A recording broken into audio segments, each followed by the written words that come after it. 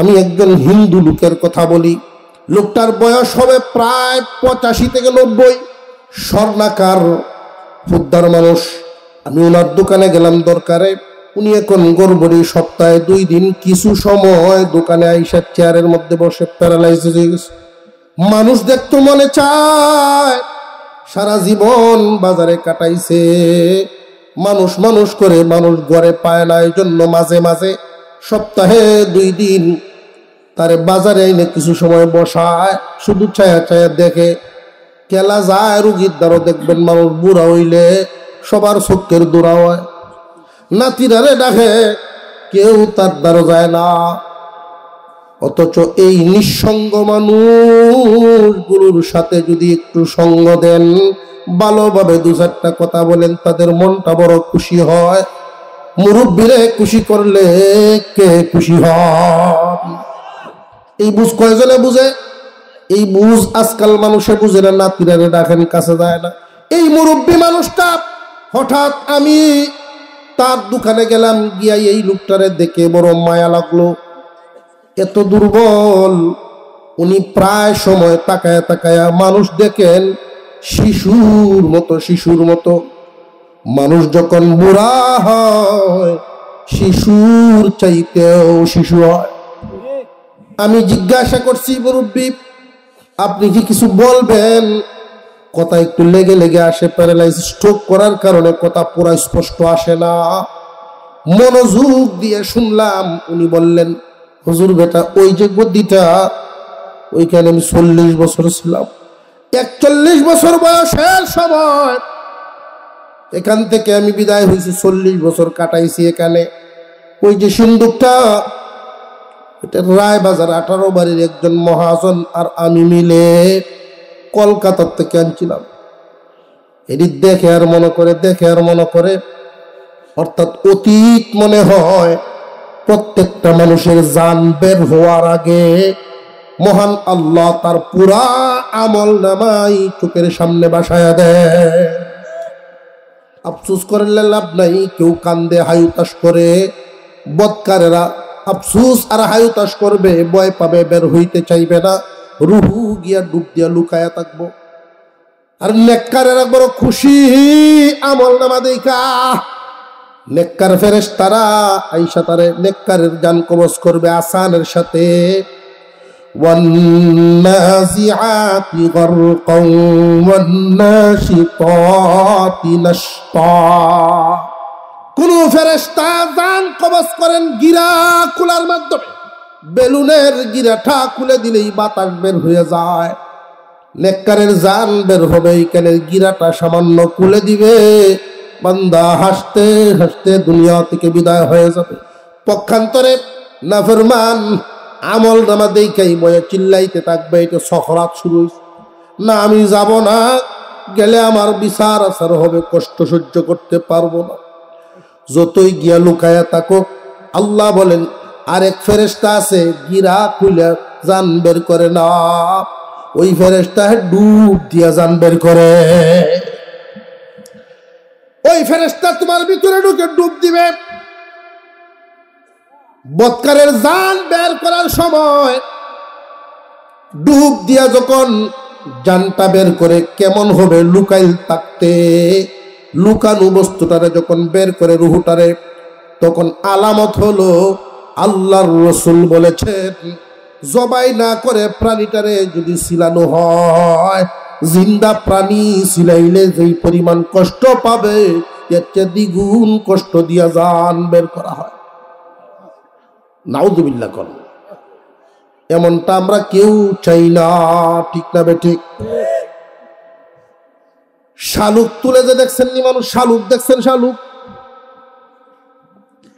শালুকের পাতাটা, শালুকের গাছটা পানির উপরে, ঠিক না বেঠিক? শালুকের গাছটা পানির উপরে, আপনার আমার প্রতিচ্ছবি উপরে আছে। মূল্যটা হইল পানির মধ্যে, আর গাছটা জোর সহ শালুকটা হইল মাটির তলে। যে ব্যক্তি শালুকটা তুলে এম ধরে এই ডুবটা দেয় একবারে সোজা হইয়া টার্গেট করিয়া ডুব দিয়া ধরে কয়েক ডুব দেয় না, এক ডুব দিয়ে একটানা ছিঁড়ে 432টা রোগের জয়েন একটানে ছিঁড়ে ফেলবে ফেরেশতা। বান্দার কাছে এই সময় এত কষ্ট হবে, আল্লাহর পয়গম্বর বলেন জিন্দা প্রাণীর চামড়া ছিলাইলেও এত কষ্ট হবে না। বৎকারের জান যত কষ্ট দিয়া বের করা হয়। মুসলমান ইমানদার ভাইরা আমার, আল্লাহর কাছে নেককার হইয়া যেন যাইতে পারি, আল্লাহ কবুল করেন, বলুন আমিন। কিয়ামতের কঠিন ময়দানে আল্লাহর সামনে দাঁড়াতে হবে। বিশেষ করে আল্লাহর হক আর বান্দার হক। এই দুনিয়ায় আপনি জোর জবরদস্তি করে বান্দার হক মারলেন, আদালত আছে না নাই? দুনিয়ার আদালতে ছাড় পাইলে ওইখানে ছাড় নেই, ওই আদালতে কোনো সাক্ষী নাই, কোনো সাক্ষী আল্লাহ ডাকবেন না। কারণ অপরাধীকে জিজ্ঞাসা করা হবে না তুমি কি পাপ করছো কিনা করছো না। আল্লাহ সব জানেন না জানেন না, সব জানেন। এই জন্য জিজ্ঞাসার নিয়মটাই হবে এইভাবে, ওইটা কেন করছিলে তুই, ওই পাপটা অপরাধটা কেন করছিলে, আমার অমুক বান্দারে কেন কষ্ট দিসলি, তার জায়গায় এক হাত কেন শিবের ভিতরে ঢুকাইসলি, এইভাবে জিজ্ঞাসা করা হবে। প্রত্যেকটা পাপ চোখের সামনে আসবে, আল্লাহ দেখে দেখে বদলা দিবেন। বিশেষ করে সাবধান থাকবেন, বান্দা বান্দার হক যেন না মারে। আল্লাহর হক নষ্ট হইবে, তওবা করলে আল্লাহ মাফ দেন, কিন্তু বান্দার হক নষ্ট। আজ থেকে মনে রাখবেন এক কথা, বান্দার হক নষ্ট করব না। যদি কেউ করে থাকেন দুনিয়ার মামলা দুনিয়ায় শেষ করেন জলদি। নিজেরা যদি অপমান বোধ মনে হয় তবু অপমানিত হন, সব মানুষের সামনে হবেন না। এই দুনিয়ার জমিনের মামলা দুনিয়াতে শেষ করে যাবেন। আর যদি দেখা যায় যার হক মারছেন তার কোনো হদিস নাই, তার কোনো আওলাদ নাই, ওয়ারিশ নাই, এখন কি করতাম হুজুর? তাহলে তার নিয়তে এই পরিমাণ দান করে দিবেন, সব কিয়ামতের দিন সে পাবে।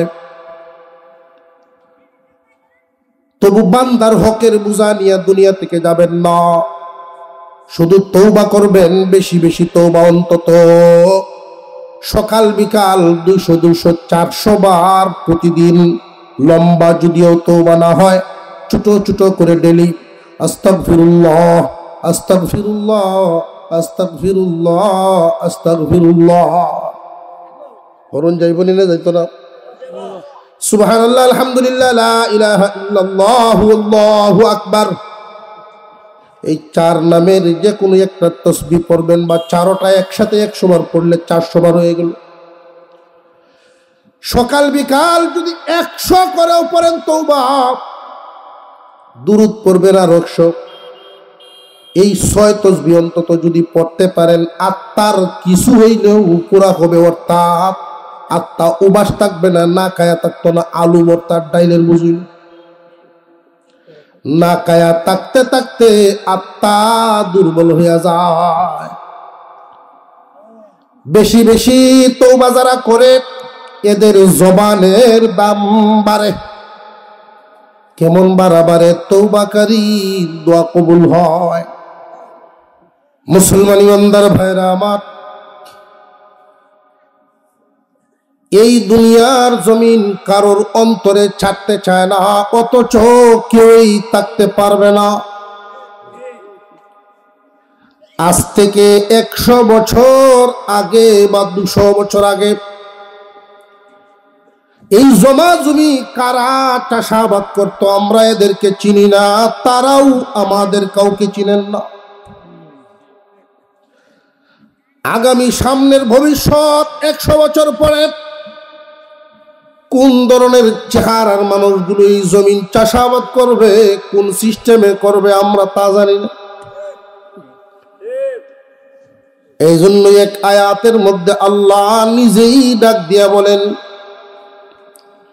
ওয়ামাল হায়াতুদ দুনিয়া ইল্লা মাতাউল গুরুর। কেল তামসার দুনিয়া, তামসার দুনিয়া।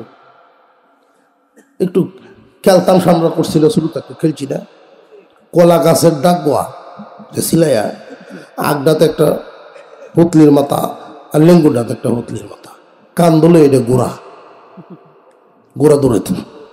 আসলে কি দৌড়াইছিলাম না নিজে দৌড়ছিলাম, এটা কি বুঝছি বেলা? কাডল ভাতা হলো টেহা, লজেনের বাহন, দিন গেছে না গেছে না, এখন 1000 টিকের নোট গনে। এমনও ঘুষখোর আছে 100 টিকে 500 টিকে নোটে লাও, 1000 টিকে দিলেও সে আর কুছ হয়ে। আর ঘুষের পরিমাণটা যখন বেশি বস্তা ধরে ডলার বানায় নিয়ে আসে কেন? কেমন বুঝে দুনিয়ায় এদের মাথায় কি পরিমাণ উঠা উঠছে ভাই। কেল তামাশার দুনিয়া। কেউ রে বাজার হইতাম, বাজার হইলে হ্যাঁ লম্বা দেখতে একটা আম পাতা লেখে, এগুলো রৌ মাছ আছে বুঝলে। একজন এই দিন লড়ে না লুটি, দিন গেছে নি না গেছে না, রৌ মাছ আছে। কিন্তু এই খেলাটা কি বেশিক্ষণ থাকতো না কিছুক্ষণ ভরেই শেষ? দুনিয়ার হায়াত জিন্দেগি এই হালত। ওই সময় খেলতাম আর বলতাম এই সাইডটা আমার আর এই সাইডটা তোর, একজন আর একজনের বাচ্চা দিতাম, আসলে নিজের নামে কিস্তাই নেই। ঠিক না বেটি? واتقوا يوما ترجعون فيه إلى الله ثم توفى كل نفس ما كسبت وهم لا يظلمون। আল্লাহ বলেন, বান্দারে ভয় করো তোমরা ওই সামনের দিনটা, যেই দিন সব আল্লাহর সামনে দাঁড়াইবা। এই দুনিয়ার পরীক্ষার হলে যে যা কর্ম করেছো প্রত্যেকটা কর্মের বদলা ওই দিন হবে। তোমরা এটা মনে করিও না অমুকের ক্ষমতা বেশি, সে না গেলেও চলবে। অমুকের ক্ষমতা বেশি, অন্যায় করলেও ছাড় পাইব। অনেক সময় দেখবেন গ্রাম্য যে দরবারগুলো হয়, গুনাহগার দরবার না হইলেও চলে। মামু যদি গুনাহগারের মামু বাইকনা যদি হয়, অপরাধী যদি মাতবরের বাইকনা হয়, না হইলেও চলব। দামাসাবা দিয়া বড়টারে ছোট গুনাহ বানায়া মাফ করে দেয়। আর যদি দেখা যায় সুযোগ পায় তাহলে দুর্বলটারে ঠিকমতোই ধরে, পারলে কাড়াকে বন্ধক দেয়া রাত গিয়া দেয়া যদি বাঁচতে চাস। ঠিক না বেটি? আরো জোরে কোন ঠিক না বেটি? আল্লাহ বলেন ভয় করো ওই দিনটাকে, যেই দিন সব আল্লাহর সামনে যাইবা। কেন ভয় জাননি? দুনিয়ার মতো বিচার ওইটা না। দুনিয়ার আদালত একটা বিচার ব্যবস্থা হলো গ্রাম্য আদালত, দরবার সালিশ। আর একটা বিচার হয় কোর্টে, আদালত। গ্রাম্য বিচার আচার হয় আপুসের মাধ্যমে, মীমাংসা করা হয়। আপুসের মাধ্যমে ফয়সালা করা হলো গ্রাম্য দরবারের মূল দণ্ড। মূল ভিত্তি হলো আপুস হইলে মীমাংসা। এটাই গ্রাম্য মাতাব্বররা চান। বুদ্ধি আল্লাহ সবাইকেই সমান দেন না। মেধা শক্তি সবার সমান নি। কার দেওয়া? আল্লাহর দেওয়া। এই আকলের হিসাব হবে একদিন। যার আকল যে পরিমাণ, তার কাছ থেকে হিসাবটাও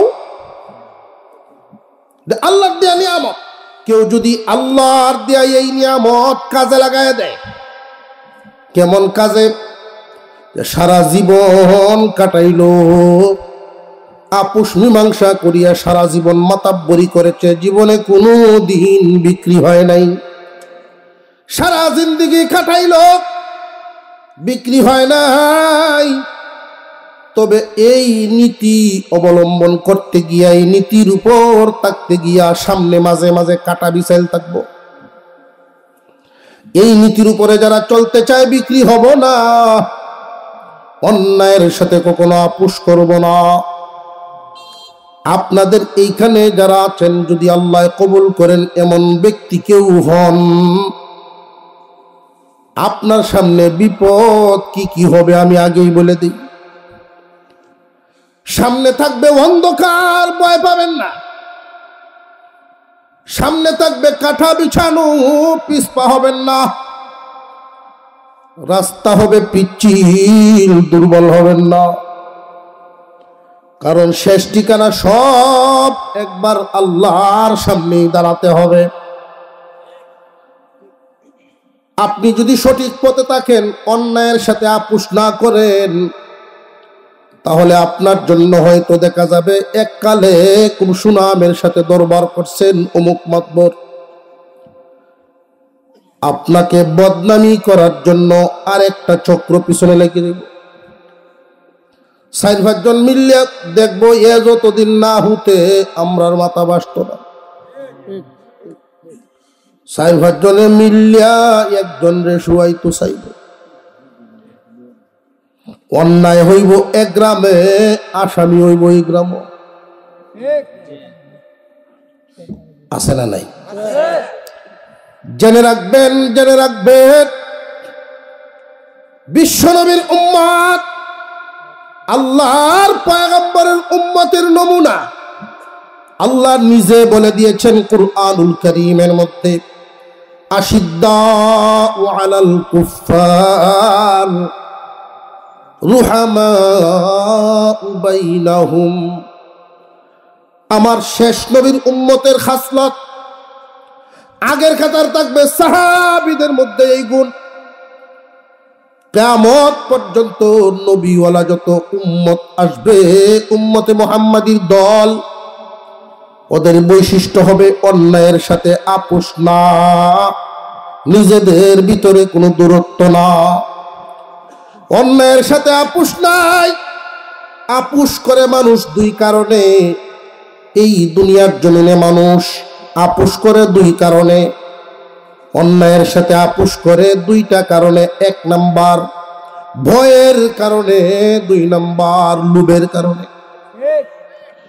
উম্মতে মুহাম্মাদীর সত্যিকারের উম্মত ভয় দেখায়া কোনো সময় তার রাস্তা থেকে সরানো যাবে না। জেল কাটতে রাজি, তবু হকের রাস্তা ছাড়বে না। জেল কাটবে, তবু তার জবান বন্ধ করবে না, রাস্তা থেকে উঠবে না। প্রয়োজনে শহীদ হবে, নইলে হকে থাকবে। আল্লাহর পয়গম্বর সাল্লাল্লাহু আলাইহি ওয়াসাল্লামের উম্মতের খাসলত আল্লাহ নিজে কোরআনে বলেন, আমার নবী দলের লোকদের বৈশিষ্ট্য হলো এমন, অন্যায়ের সাথে তারা আপোষ করবে না, লোভ দেখাইবে প্রথম, লোভে তারা বিক্রি হবে না। দরবারেই বলেন, মাঝে মাঝে এমন দরবারও তো আছে ঘুষ চলে। এক একটা সত্য কথা, এক একটা স্বর্ণ টুকরা সৎকার সব, এক একটা হক কথা বলা, সত্য কথা বলা, স্বর্ণ দানের সব। মুসলমান তো লাভ বুঝে না। দুনিয়ার জমিনে থাকবা কয়দিন, একটা কথা তো বোঝা দরকার। আল্লাহ আমাদেরকে পাঠাইছেন আখিরাত কামানোর জন্য। যে যত বেশি আখিরাত কামাইবে, আখিরাতে সে তত বড় ধনী হবে। দুনিয়াতে আল্লাহ টাকার জন্য পাঠান নাই, এই জন্য আল্লাহর জমিন, আল্লাহর আসমান, আমার আপনার কিচ্ছু নেই। আল্লাহর এই জমিনে গুলামি করতে আসছি, গুলামির ঘর আল্লাহ বানায় দিছেন। কুরআনুল কারীমের মধ্যে আল্লাহ বলেন, ইন্না আউওয়ালা বাইতিন উযিআ লিন-নাস, পৃথিবীর সর্বপ্রথম ঘর আল্লাহ বানায়া দিছেন খানায়ে কাবা, আল্লাহর ঘর। ওইদিকে ফিরিয়ে যারা আল্লাহর গোলামি করে, প্রতিদিন আল্লাহর রহমত মুহূর্তে মুহূর্তে মুহূর্তে মুহূর্তে 120টা একসাথে করে পড়ে। এর মধ্যে 40টা রহমত বন্টিত হয় কাদের? নামাজীদের জন্য। আর ওইদিকে ফিরিয়া থাকবে যারা কাবাগর একবার দেখবে 20টা রহমত পাবে। আমরা তো দেখতে পারি না, চক্ষু জুড়ায় না, কিন্তু বরকত পাবো কাবার দিকে ফিরবে যারা বন্টনের মতো মানুষ নামাজি, খানায়ে কাবার দিকে সিনা ফিরায়, প্রতিদিনের বরকত বন্টন তারাও পাইতেছে। এই জন্য মনে রাখবেন মুসলমান, কাবার দিকে ফিরবেন রহমতের বন্টন পাবেন, বাবার দিকে ফিরবেন আপনার ভোটে আপনি যাবেন। কাবার ভোট আর বাবার ভোট কি একনি? মুসলমান ইমানদার ভাইরা আমার, ইনসাফের কথা বললে আল্লাহ পাক রব্বুল আলামিন কথায় কথায় নেকি দেন, কদমে কদমে নেকি দেন। মর্যাদা এতটাই বাড়ে, বান্দারে আকল দিলাম তুমি কামো লাগাইলা, এমন কি তোমারে আকল দিয়ে আমি বিপদ ফেলছি, অর্থাৎ পরীক্ষায় ফেলছেন আল্লাহ। আকল তো দিলাম, আকল লইয়া তো তুমি চলতে চলতে, ভালো পথে চলতে চলতে পরীক্ষার সম্মুখীন হয়ে যাবে। 5 জন 7 জন মাতবর তোমার বিপদ ফেলতো চাইব, কখনো ভাঙবা না, কখনো ভাঙবা না, একা হয়ে যাইবা, তবু অন্যায়ের সাথে আপোষ করবা না। যেই দিন দুনিয়ায় থাকবেন না, অন্যায়কারীরা যখন আপনার কবরের পাশ দিয়া যাবে, নিজেরা নিজেদের সাথে আলোচনা করতে বাধ্য হবে। নিজেরা নিজের সাথে কইব, দেখরে এমন একজন শুয়ে রইছে, জীবনে ভাঙতে পারি নাই, জীবনে কোনো দিন তারে কিনতে পারি নাই, সত্যিকারের একজন মানুষ শুয়ে রইছে। অপরাধীরাও তোমার পক্ষে সাক্ষী দিতে বাধ্য হবে। আর যদি দুনিয়ায় মানুষ নীতিহারা হইয়া যায়, নীতিহারা হইয়া একজনরে আপনি জিতায়া দিলেন, তাৎক্ষণিক আপনারে মুরুগ জবাই করে খাওয়াইব, বাহা বাহা দিব, হাদিয়া তোফার টেকা পয়সা দিব, গুল দিব, ফিডা তাইবার করব, বাবা দোয়া হরি বাচ্চা তা হল, যতদিন আপনি আসুন আমরা চিন্তা নেই। ঠিক না ঠিক? কিন্তু আপনার আড়ালে অন্যজনের সাথে আলোচনা করব, দেখছি লোক বেশি সুবিধা না, বেচা কিনা করণ যায়। মুসলমান ইমানদার ভাইরা আমার, মুহাম্মাদের দলের মানুষ বৈশিষ্ট্য হওয়া চাই। আল্লাহ স্মরণ করায় দিলেন, বান্দারে ভয় করো ওই দিনটাকে, যেই দিন সব আল্লাহর সামনে যাইবা। আজীব ব্যাপার, শুধু বিচারক যারা তারা লড়ে যায় তা না, সাক্ষীওয়ালারা আরো বেশি লড়ে। ঘটনা সম্পর্কে জানেই না, কিন্তু কওয়ার সময় বোঝা যায় হ্যাঁ কারা আছি। ঠিক না বে ঠিক? মুসলমান খুব সাবধান, যেই জবানে তুমি কালিমার স্বীকৃতি দাও, যেই জবানে কালিমা পড়িয়া দুনিয়া থেকে বিদায় হইবা, ওই জবানটা দিয়ে তুমি নাপাক মিথ্যা কেমনে বলো?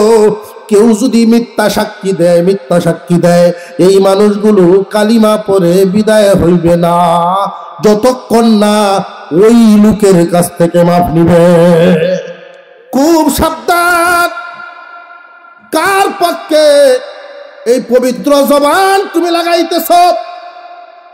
আসছো যেইভাবে একা একা যাইবাও, তুমি একা একা কবরে তোমারে রাইকাই সব লাভ দিয়ে উঠে যাইব।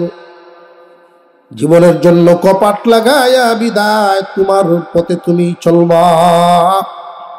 এই জন্য অন্তত 100 টাকা গেলে চলে যাক, 1 লাখ টাকা গেলে যাক, দুনিয়া নষ্ট করবা কিন্তু আখিরাত নষ্ট করিও না। মুসলমান ইমানদার ভাইরা আমার, আল্লাহ পাক স্মরণ করায় দিলেন ওই দিনটার কথা। কেন? যে দুনিয়াতে অন্তত সুযোগ সুবিধা পাইবা সম্পর্কের কারণে মাতাব্বর দুর্বল হয়ে যায়, মন নরম হয়ে যায়।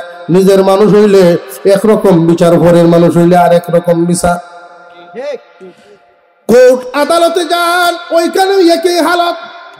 শক্ত কোনো একটা ফোন যদি উপরের থেকে জজ কাঁপতে থাকে বুঝা, তখন কলম আর বাউ চলে না, কলম চলে উল্টা। যদিও ওইটা আইনের আদালত, ওইখানে কোনো আপুসের কারবার নাই।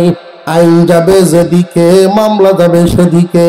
কে খুশি কে বেজার জজের দেখার বিষয় না। এই জন্য জজ বড় উপরওয়ালা একটা পদ। এই পদটার বড় দাম, গ্রাম্য বিচারকের পদটার বড় দাম। সঠিক জায়গায় যদি থাকতে পারে, জেল কাটলেও অন্যায়ের সাথে আপোষ করে না, বিপদে পড়লেও প্রশ্রয় দেয় না, লোভে পড়েও নীতি হারা হয় না। কিয়ামতের কঠিন মাঠে যেই দিন মানুষের মাথার আধাত উপরে সূর্যটা চলে আসবে, মানুষের মগজ গলতে থাকবে।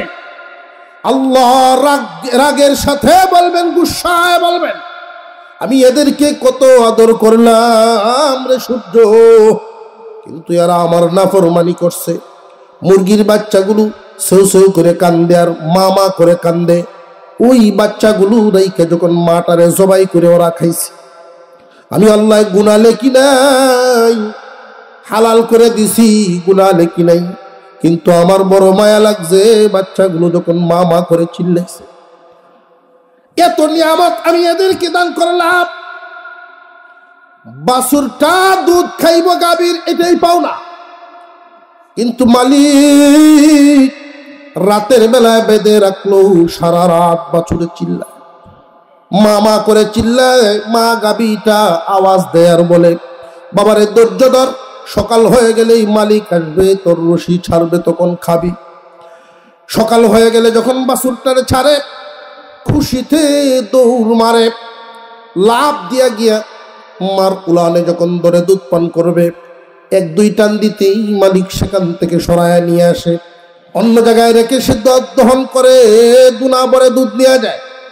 বাছুরটা যখন ছাড়ে, বাছুরে গিয়া দুধ টানতে তাকে 2-3 টান দিলে আর দুধ নাই, তখন দেখবেন মা উলানের মধ্যে বাছুরে গুথা দেয়, উপরের দিকে গুথা দেয়। মা দুধ দে, আমার পেট ভরে নাই। টানার পর যখন বাছুরটা সামনে দিয়ে যায়, মার কাছে গিয়া নালিশ জানায়, মা আমার পেট ভরে নাই, পেট ভরে নাই। মা ওই বাছুরটারে দেখবেন আদর করে সান্ত্বনা দেয়, নাকে মুখে কপালে চাটে আর বুঝায়, বাবারে আমরা রে আল্লাহ বানাইছে মানুষ জাতের খাদেম বানায়। এই মানুষ জাতির খেদমতের জন্য আল্লাহ তোরে আমারে বানাইছে, এদের রিজিক হালাল করে দিছেন, তুই আমি এদের গোলামি করব। আর ওই মানুষ জাতের সেজদা পাওয়ার জন্য আল্লাহ এত নিয়ামত এদেরকে দিছেন। মানুষ আল্লাহর গোলামি করবে আর আমরা মানুষের গোলাম। রে সূর্য, আমি এত নিয়ামত দিলাম, আর আমার হুকুম মানে নাই, আমার গোলামি করে নাই, ওরার মনের গোলামি করে জীবন কাটাইছে। দে এদের সূর্য মগজ গালায় দে, আধাত উপরে আসবে, মানুষের মগজ গলে গলে পড়তে থাকবে। ওই দিন কঠিন মুসিবতের সময় নীতিবান সর্দার মাতাব্বর, নীতিবান বিচারক আল্লাহর আরশের ছায়া তলে জায়গা পাবে। আল্লাহ ডাক দিয়ে বলবেন, ফেরেশতারা ওইখান থেকে ন্যায়পরায়ণ বিচারক সারা জীবন দুনিয়ায় পার করে আসছে আমার দেওয়া আকল পাইয়া বিচারক হইছে। আমার দেওয়া আকল দিয়া যখন বিচারক বানাইছি, দুনিয়ার হায়াতটা খাটাইতে তার বড় কষ্ট হইছে। তুফানের মতো বিপদ সামনে আসছে, কিন্তু আমার বান্দা নড়ে নাই, কষ্ট সহ্য করে আসছে। তারে আর কষ্ট দিব না, আমার ছায়া তলে নিয়ে আরশের নিচে জায়গা করে দে, সূর্য যেন তারে কষ্ট দিবার না পারে। যুবক ভাইয়েরা, কিয়ামতের দিন তোমার এই যে যৌবনটা আল্লাহ দান করেছেন, যৌবনের হেফাজতের কথা আল্লাহর হুকুম। যৌবন একটা আগুনের মতো। প্রথম যৌবন যখন মানুষের মধ্যে আসে, বেপরোয়া হয়ে এদিক ওদিক ছুটাছুরি করতে থাকে, গুনাহ তারে দৌড়াইতে থাকে। যেই যুবক ধৈর্য ধারণ করবে, সতীত্বের হেফাজত করবে, আল্লাহর পয়গম্বর বলেন আমার উম্মত দুইটা জিনিসের জিম্মাদারি তুমি নাও।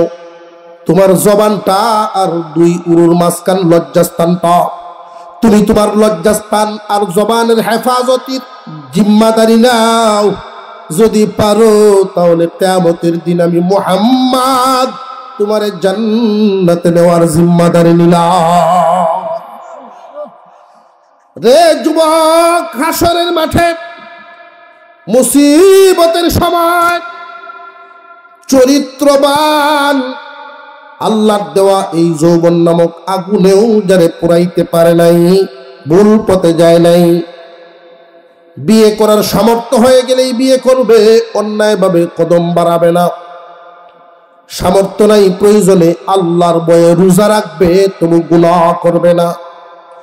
নিজেকে নিয়ন্ত্রণ যদি করতে পারো, কিয়ামতের দিন তুমি যুবকের বেলায় আল্লাহর ঘোষণা হবে, ফেরেশতারা রে, আমার দেওয়া যৌবন নামক আগুনে যারে জ্বালাইছে, আজকে সূর্যের তাপ দিয়া তার আর জ্বালাবো না।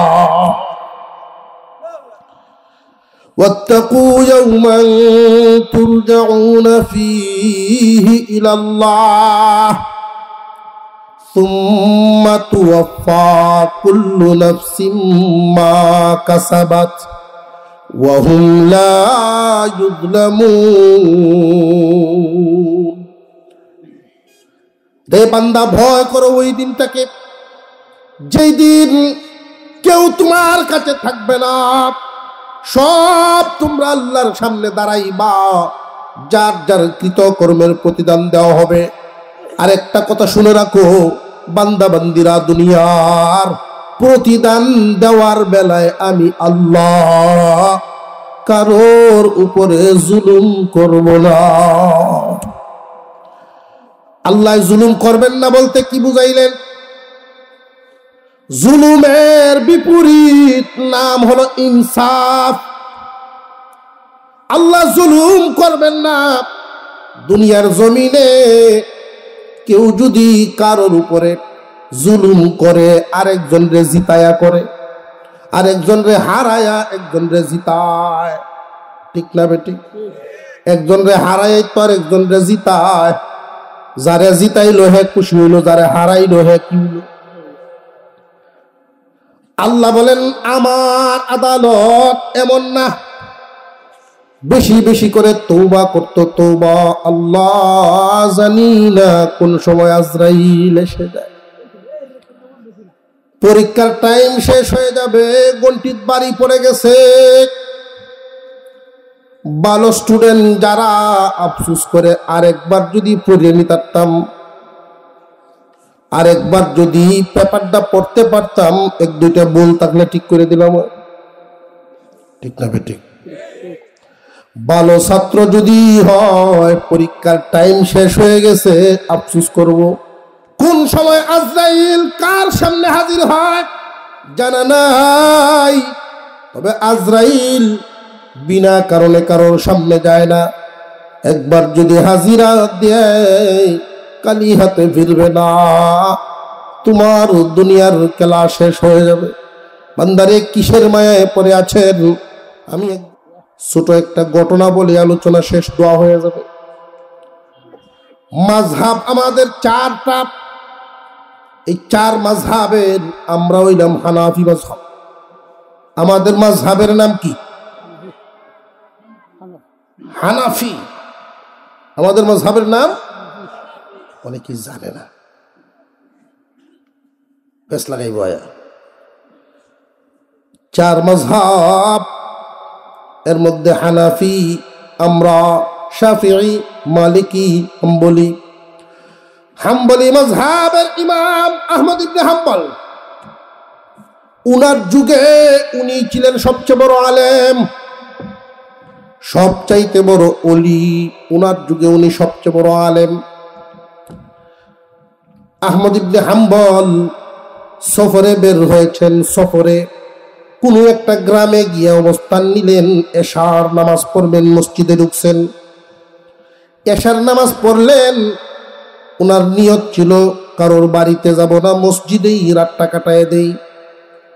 কিন্তু মুয়াজ্জিন এসে কয়, হুজুর আপনার তো চিনি না, এখানে থাকতে দিতাম না, চুরি হয়।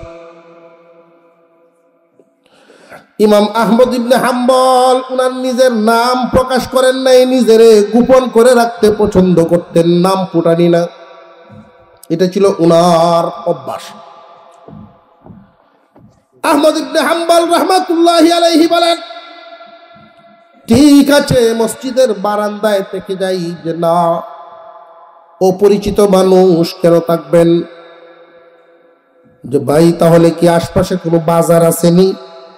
আপনাদের রায়টুটি বাজার, গ্রামের ভিতরে এইরকম একটা বাজার, বিভিন্ন গ্রামের মানুষ আসা যাওয়া করে।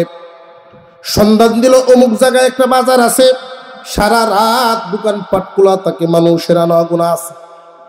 উনি হাঁটতে হাঁটতে 3 মাইল দূর ওই বাজারে গিয়ে হাজির হলেন। প্রচন্ড ঠান্ডার কারণে আহমদ ইবনে হাম্বল খুব কনকনে শীতের মধ্যে ঠান্ডার কারণে কাঁপতেছেন, কুয়াশার ভিতরে হাইটে আসছেন। তাকায় দেখেন বাজারের এক কোনায় একটা হোটেল, এক যুবক রুটি বানায়, তাও জ্বলতেছে, আগুনের তাপ নেওয়ার জন্য উনি কাছে গেলেন।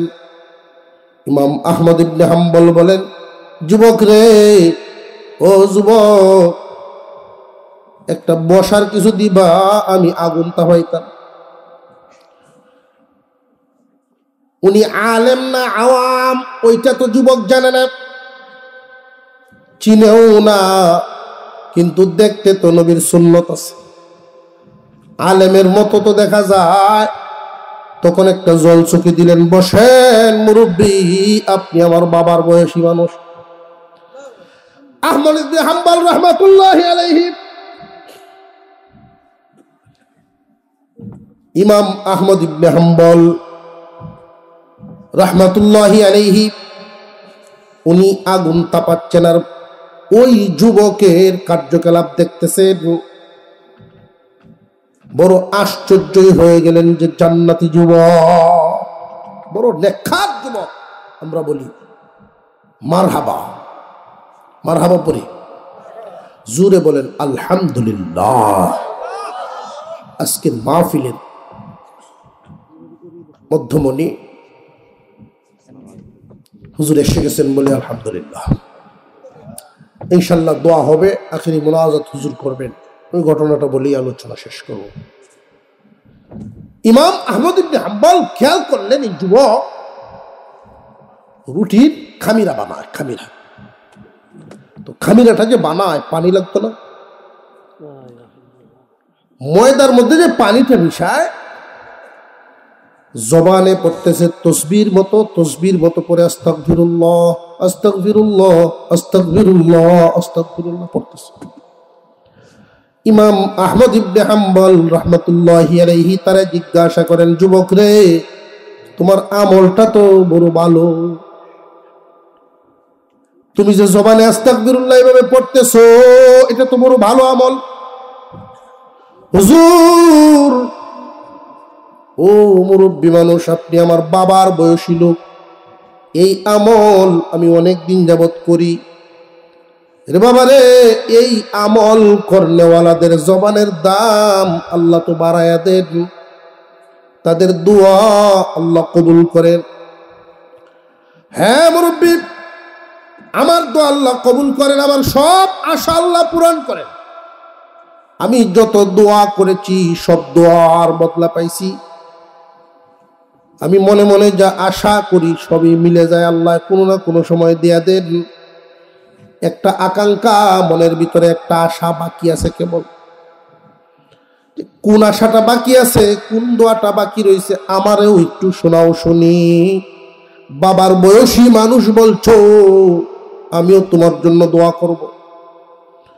হুজুর আমি দোয়া করেছি আল্লাহর কাছে, আল্লাহ বড় দূর দূরান্তের রাস্তা, ভাগ্যে কখন মিলে জানি না, তবে এই যুগের সবচেয়ে বড় আলেম, বর্তমান জামানার শ্রেষ্ঠ আলেম ইমাম আহমদ ইবনে হাম্বলের চেহারা আমার দেখায় নিও। উনি ঝলসুকি থেকে উঠে গেছেন, দাঁড়ায় গেছেন, যুবক আল্লাহ তোমার এই দোয়াও কবুল করে ফেলছেন। কোথাও আমি থামতে পারি নাই, ঘুরে ঘুরে তোমার দোকানের সামনে আমি কেন আসলাম? বাবা রে, আমি আহমদ ইবনে হাম্বল। জোরে জোরে চিৎকার করে কান্না শুরু করছে যুবক। বেশি বেশি করে তওবা করা, আল্লাহকে ভয় করা, পরকাল আমাদের সামনে অপেক্ষিত, এতে কোনো চুল পরিমাণ সন্দেহ। আল্লাহ আমাদেরকে কবুল করেন।